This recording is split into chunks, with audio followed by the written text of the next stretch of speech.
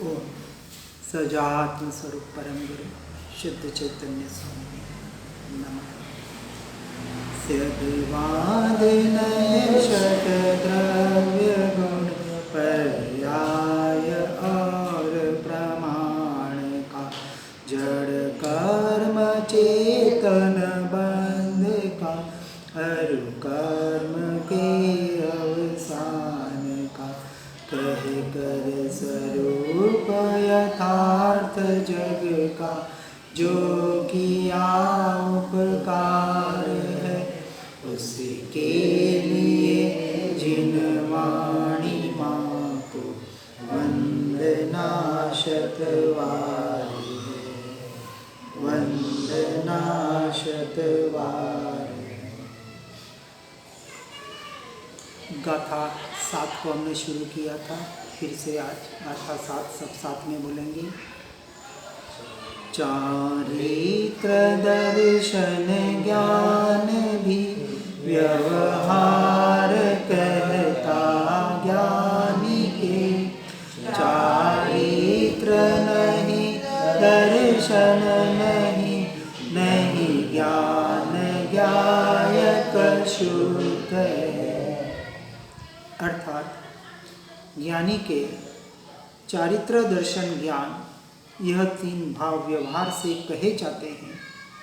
निश्चय से ज्ञान भी नहीं है, चारित्र भी नहीं है और दर्शन भी नहीं है। ज्ञानी तो एक शुद्ध ज्ञायक मात्र ही है। उसके भावार्थ को समझते हैं।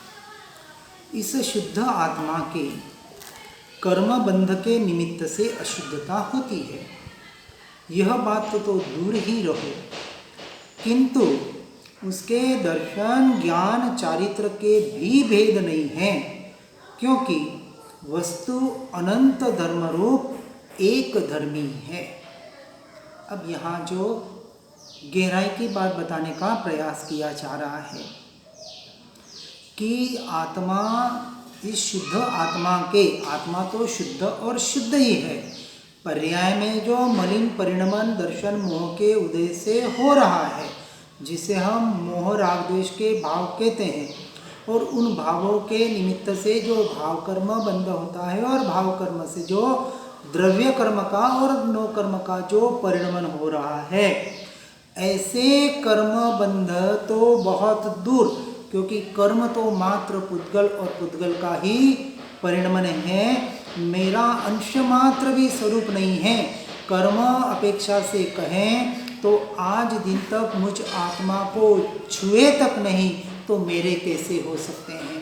तो कर्म तो मेरे नहीं है, पुद्गल के परिणमन मात्र है, और पुद्गल के परिणाम तो बहुत दूर, परंतु उसके निमित्त से होने वाले मेरी जो अशुद्ध पर्याय है, जो मलिन पर्याय है, जिसे हम मोह राग द्वेष का भाव कहते हैं, जो मुझ आत्मा से ही होते हैं, वह भी मुझसे संपूर्णतः भिन्न ही है, यह भी दूर।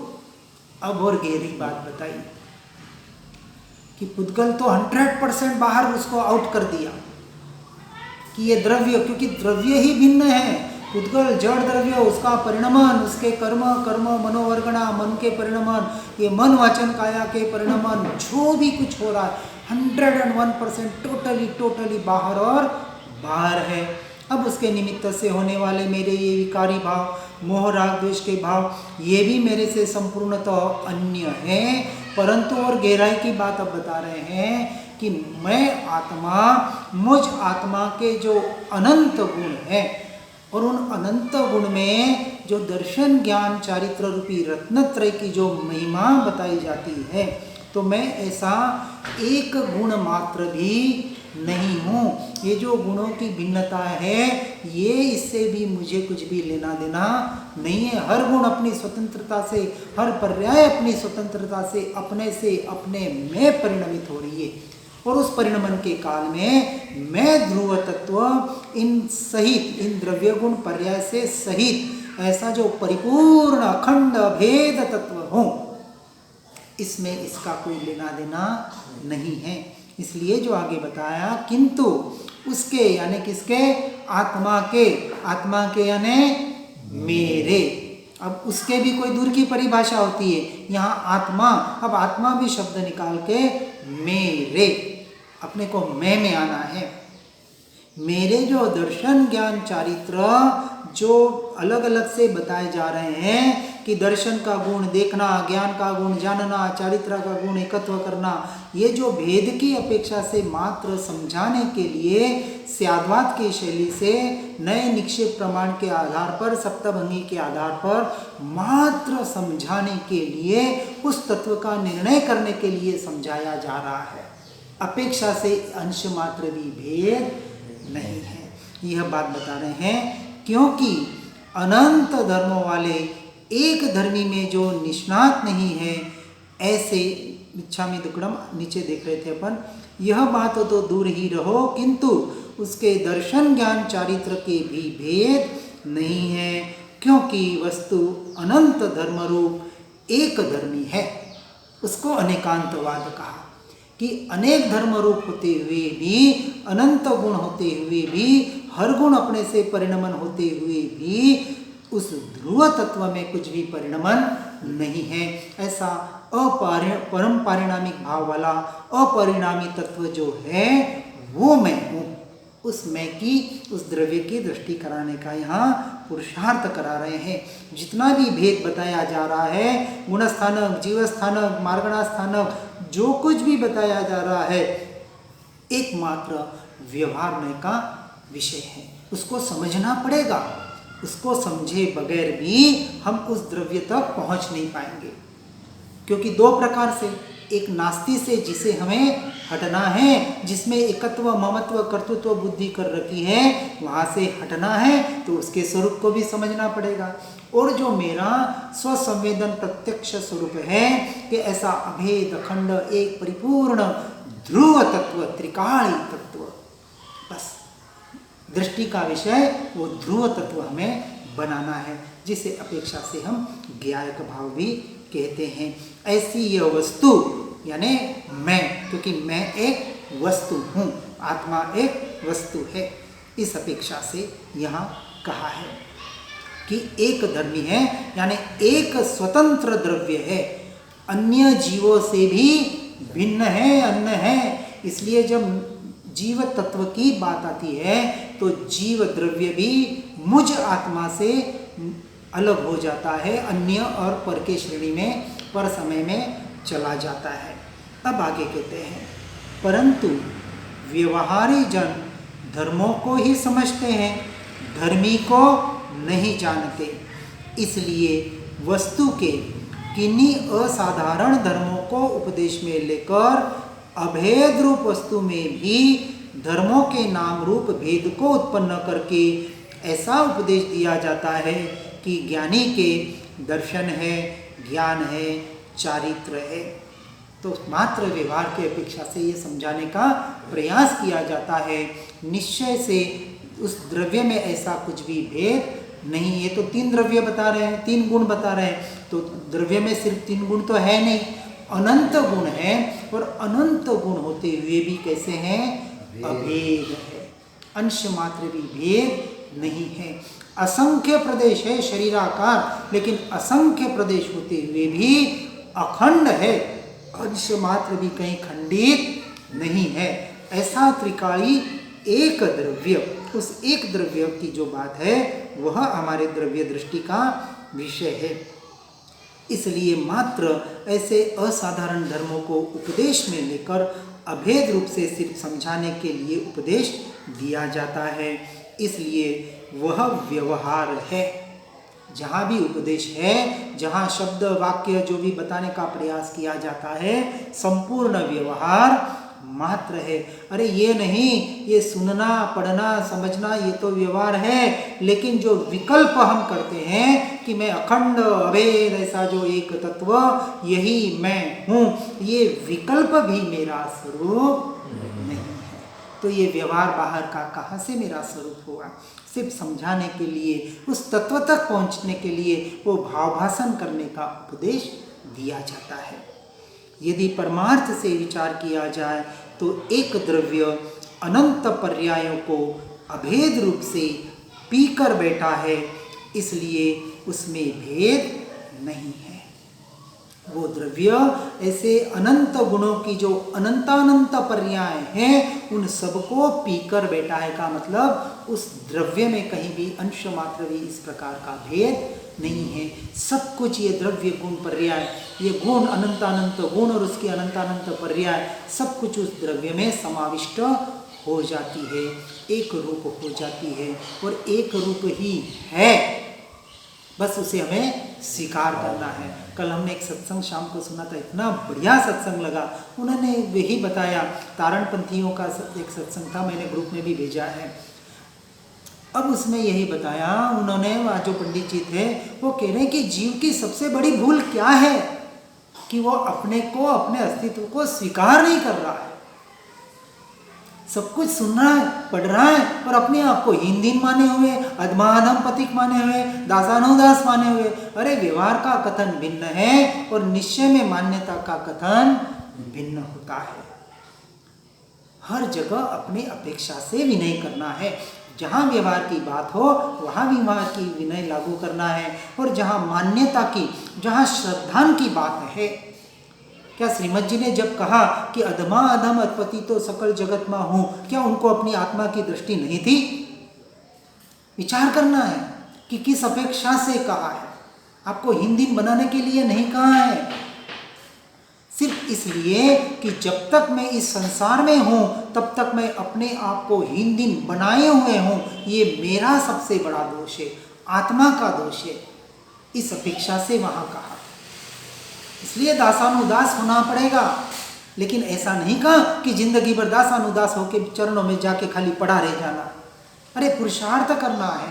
कल हमने पत्र में क्या देखा, आत्मसिद्धि शास्त्र में दोपहर को यही आया था कि जब तक तेरा उपयोग तेरे स्वरूप की ओर नहीं जाता है, स्वरूपाचरण चारित्र जिसे कहा, तब तक हे जीव तू पुरुषार्थ ही नहीं करेगा और सिर्फ पड़ा रहेगा चरणों में। तो मैं क्या कर सकता हूँ? मेरे पास कोई जादू की छड़ी नहीं है।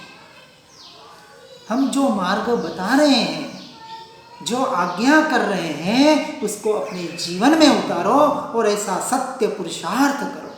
उपदेश पुरुषार्थ का दिया जाता है, चरणों में पड़े रहने का उपदेश नहीं दिया जाता है। हम सिर्फ व्यवहार धर्म उसके अपेक्षा से उस कथन को ले लेते हैं और निश्चय को भूल जाते हैं। ये हमारी अनादि की भूल है, आज की नहीं। इसलिए अनंत बार अनंत ज्ञानी मिले, फिर भी वहीं के वहीं केवली आगड़ रह गयो कोरो। क्यों? विचार करना है। यहाँ जिसको महत्व देना था, जिसकी महिमा लानी थी, श्रद्धा परमदुल्लहा। किसकी श्रद्धा? व्यवहार से सद्देव, सद्गुरु, सत्शास्त्र, सद्धर्म की। व्यवहार बाहर है, भीतर नहीं है। भीतर तो एकमात्र श्रद्धा, मैं आत्मा, मैं परिपूर्ण तत्व, मैं ही परमात्मा हूँ। वो भीतर निर्णय लोगों को बताने के लिए नहीं, बाहर अपनी प्रभावना करने के लिए नहीं, अपना मान सम्मान बढ़ाने के लिए नहीं, अपने लिए, सिर्फ स्वयं के लिए। अपनी मान्यता भीतर से इतनी दृढ़ बनानी है। यही बात यहाँ बताने का प्रयास कर रहे हैं कि ऐसे अनंत पर्यायों को अभेद रूप से मैं पीकर बैठा हूँ, मुझ में कुछ भी भेद नहीं है। ऐसा परिपूर्ण अभेद अखंड तत्व वो मैं कहते ही वो दृष्टि का विषय वो मैं बनना चाहिए। अब ये विकल्प भी वहाँ नहीं है। यहाँ कोई कह सकता है कि पर्याय भी द्रव्य के ही भेद है, अवस्तु तो नहीं है, तब फिर उन्हें व्यवहार कैसे कहा जा सकता है? यही प्रश्न यहाँ किया कि पर्याय तो द्रव्य से ही हो रही है, गुणों से ही हो रही है, तो वो तो द्रव्य की ही वस्तु ही, क्योंकि द्रव्य गुण पर्याय यदि अभेद है तो अपेक्षा से तो वही कहा, तो उसका समाधान कहते हैं यह ठीक है। किंतु यहाँ द्रव्य दृष्टि से अभेद को प्रदान करके उपदेश दिया है, क्योंकि पर्याय दृष्टि जब तक रहेगी तब तक द्रव्य दृष्टि नहीं हो पाएगी। और पर्याय में तो निरंतर परिणमन हो रहा है, परिवर्तन हो रहा है, उत्पाद व्यय हो रहा है। यदि उत्पाद व्यय की ओर दृष्टि करेगा, पर्याय दृष्टि रहेगा, तो अपने द्रव्य तक कभी नहीं आ सकता।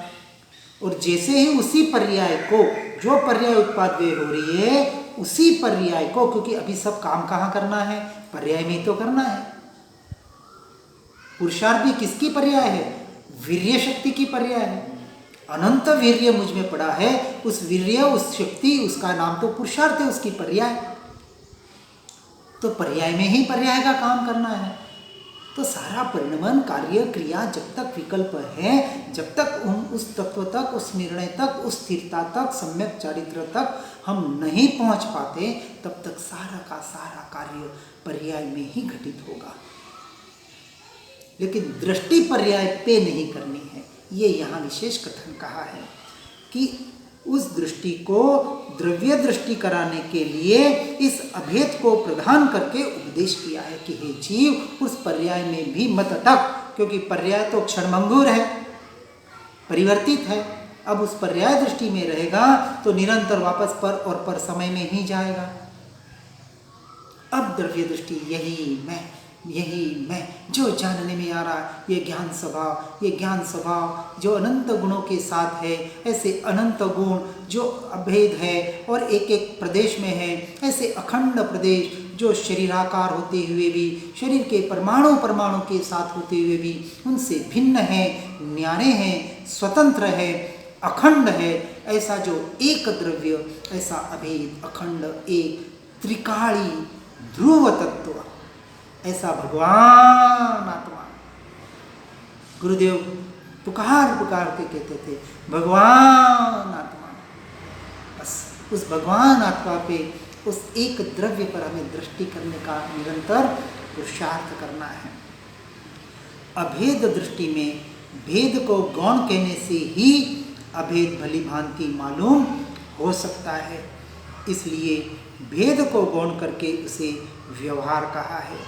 यहाँ यह अभिप्राय है कि भेद दृष्टि में भी निर्विकल्प दशा नहीं होती है और सरागी के विकल्प होते रहते हैं। जब तक गुणों में भी आप भेद करेंगे तो बाहर भेद दृष्टि में ही अटकोगे, और अनादिकाल से ये भेद करने का अभ्यास तो जीव को है ही है, उसे कहीं लाने का हमें प्रयास नहीं करना पड़ता है, क्योंकि अनादि का अभ्यास है। अब इस अनादि के अभ्यास को तोड़ने का नाम सत्य पुरुषार्थ है कि उस दृष्टि को अपने अभेद स्वरूप की ओर निरंतर हमें लाने का पुरुषार्थ करना है। और ये पुरुषार्थ आप तो सुबह आधा एक घंटा कर लिया और शाम को आधा एक घंटा कर लिया, कुछ क्रिया कर ली और वो कर लिया, नहीं। यहाँ कहते हैं खाते पीते उठते बैठते चलते फिरते निरंतर एक जागृति की अवस्था प्रारंभिक में लाने का पुरुषार्थ करो।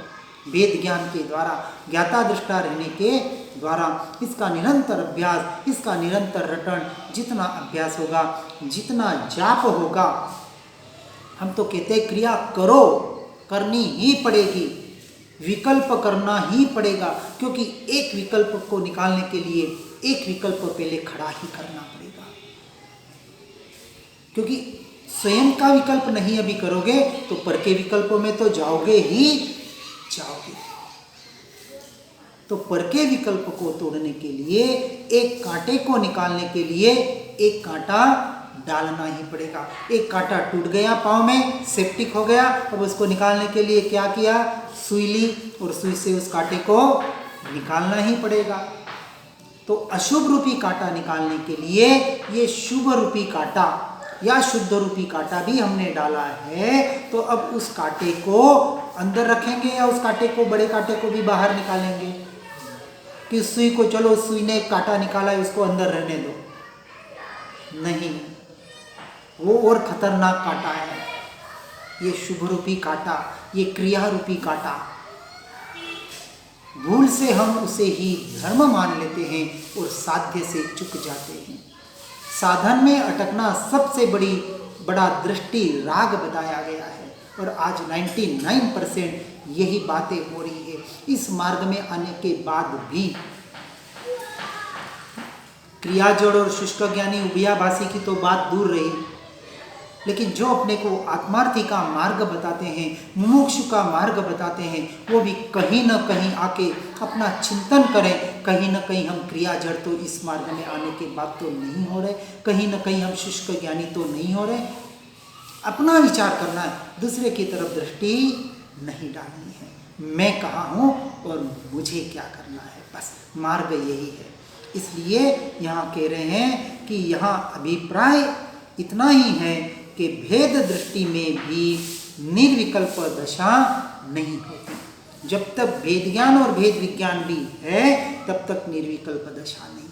ये विकल्प भी मेरा स्वरूप नहीं है।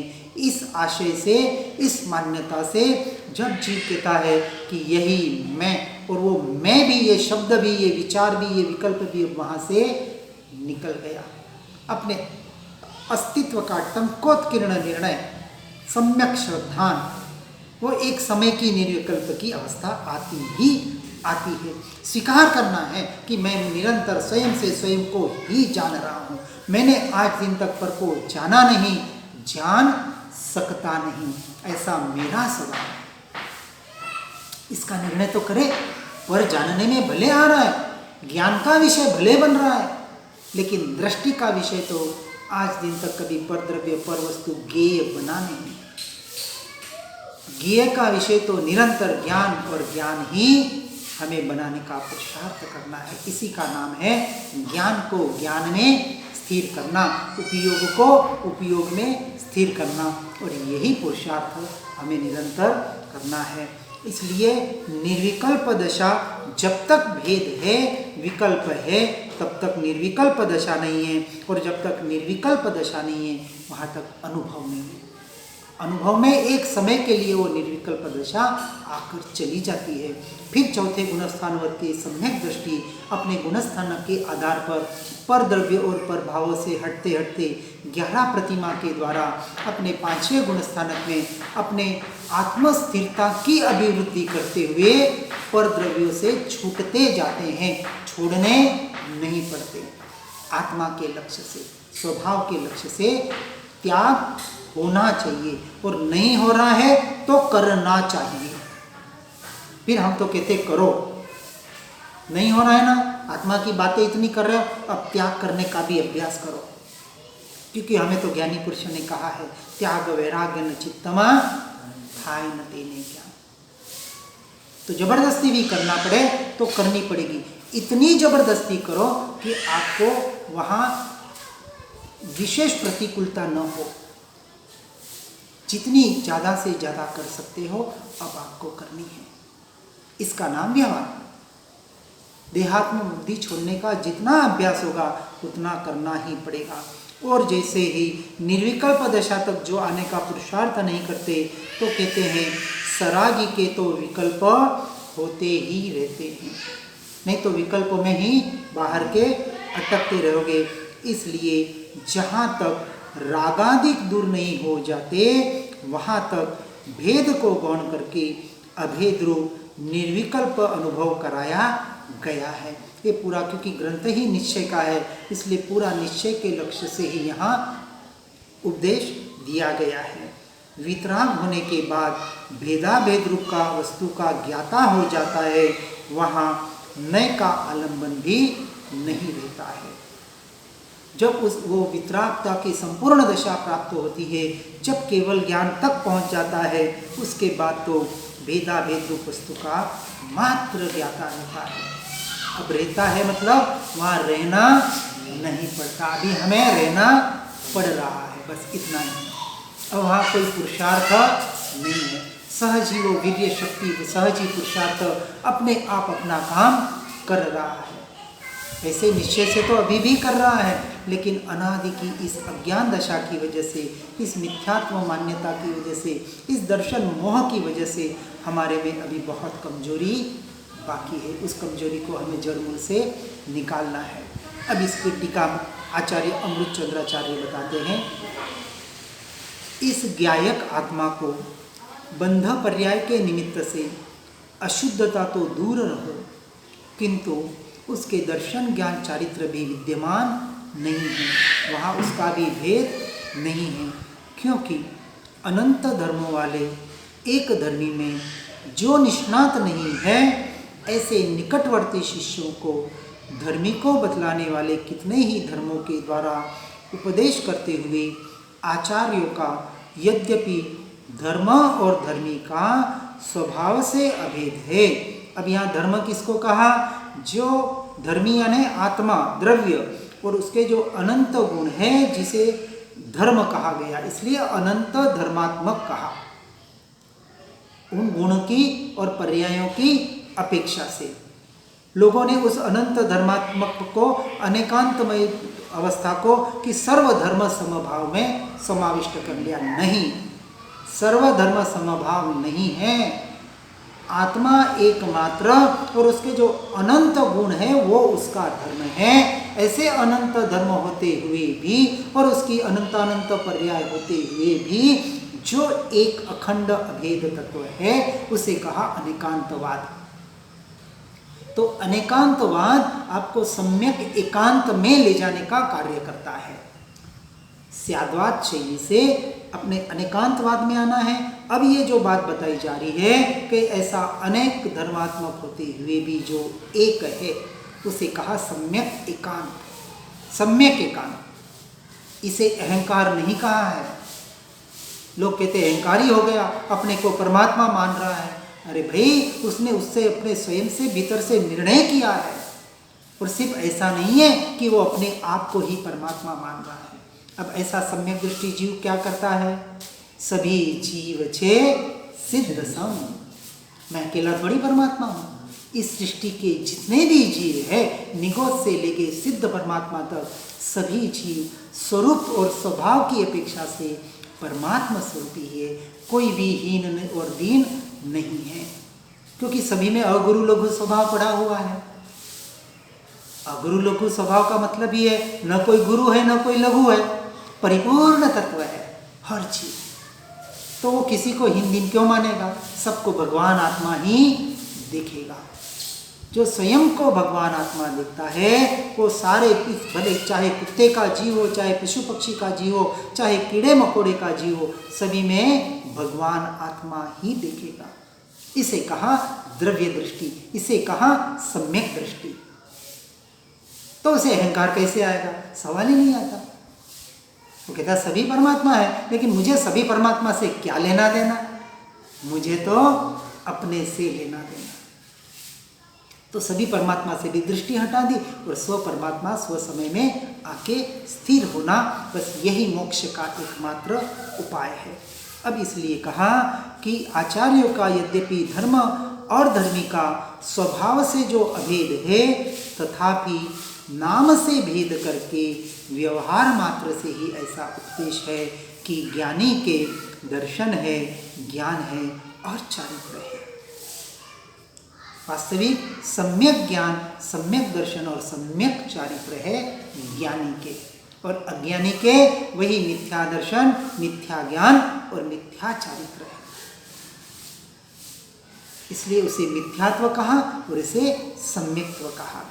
किंतु परमार्थ से देखा जाए तो अनंत पर्यायों को एक द्रव्य पी गया होने से जो एक है, ऐसे कुछ मिले हुए आस्वाद वाले अभेद एक स्वभावी तत्व का अनुभव कराने वाले को दर्शन भी नहीं, ज्ञान भी नहीं और चारित्र भी नहीं, एकमात्र शुद्ध ज्ञायक ही है। अब वहाँ वो अभेद हो गया उस ज्ञायक भाव में, उस परम परिणामिक भाव में, अपने स्वभाव में। अब ये भी शब्द हैं, ये परम परिणामी भाव, ये हमें कोई शब्द पता, अरे भाई तुझे आत्मा में स्थिर होना है, इतना समझ ले, उसमें सारे शब्द आ गए। क्योंकि हमें बहुत से ऐसे कभी कभी मैसेजेस आते हैं, आपके जैन शब्द हमको शब्द, हम तो कहते हैं शब्दों में मत अटको, अपनी आत्मा में अटक जाओ। बस अपने जो उपयोग, जो निरंतर बाहर और बाहर जानना हो रहा है, वो जानना ज्ञान स्वभाव में करो और कहो ये जो जानने वाला ज्ञान स्वभाव वही मैं, उस मैं में स्थिर हो जाओ, इतना ही करना है। मैं आत्मा, अपने को आत्मा मानना शुरू करो, अपने को शरीर से भिन्न, चलते फिरते खाते पीते उठते बैठते बिना विचार के, क्या कहा, बिना भेद ज्ञान के और बिना विचार के जब ये जागृति रहने लग जाए कि ये क्रिया शरीर की हो रही है, किसी पर द्रव्य का परिणमन है, मेरा नहीं है, मैं तो निरंतर अपने में हूँ, ये यदि प्रतीति आपको वहाँ दिन में भले 5 बार भी हो रही है, 10 बार भी हो रही है, तो समझना आप सम्यक दृष्टि हो गए हैं, आप ज्ञानी हो गए हैं। बहुत बड़ी बात नहीं है ज्ञानी होने की, हाँ, अब आगे आपकी यहाँ से तो धर्म की शुरुआत होती है। ज्ञानी होना कोई अंत नहीं है, ज्ञानी होना तो धर्म की शुरुआत है, सम्यक दर्शन। अब आपका धर्म सच्चा शुरू हुआ। अब इसमें आप ज़्यादा से ज़्यादा कैसे लीन हो सकते हैं, और इसमें लीन होने के लिए पर प्रवृत्तियों से निवृत्त होना आवश्यक है। अब चारित्र की बात आई।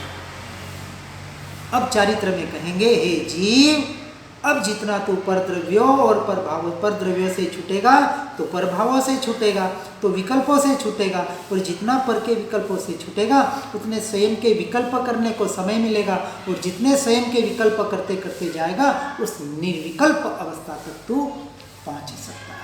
इसलिए इस मार्ग में निवृत्तिमय जीवन सर्वोत्कृष्ट जीवन बताया है। पर से निवृत्ति और स्व में प्रवृत्ति, मात्र रिटायरमेंट नहीं। आज तो रिटायरमेंट लाखों लोग दुनिया में बैठे हुए हैं, करोड़ों बैठे हैं, निवृत्ति होके अपना जीवन अपने तरीके से बिता रहे हैं। यहाँ सिर्फ निवृत्ति की बात नहीं है। निवृत्ति किसके लिए? स्व में प्रवृत्ति के लिए। इस अपेक्षा से यहाँ समझकर अपने उस ज्ञायक शुद्ध स्वभाव को ही ग्रहण करके उसमें ही निरंतर बढ़ने का हर जीव पुरुषार्थ करे। जिनाज्ञा विरुद्ध कुछ भी कहने में आया हो तो मिच्छामि दुक्कडम। जिन वाणी के ज्ञान से हो सम्यक श्रद्धा, वो चारित्र महान गुर पाऊं पद निर्वाण। जा वाणी के ज्ञान से सूझे लोकालो, सो वाणी मस्तक नमो सदा देत हूँ। ओम नमः।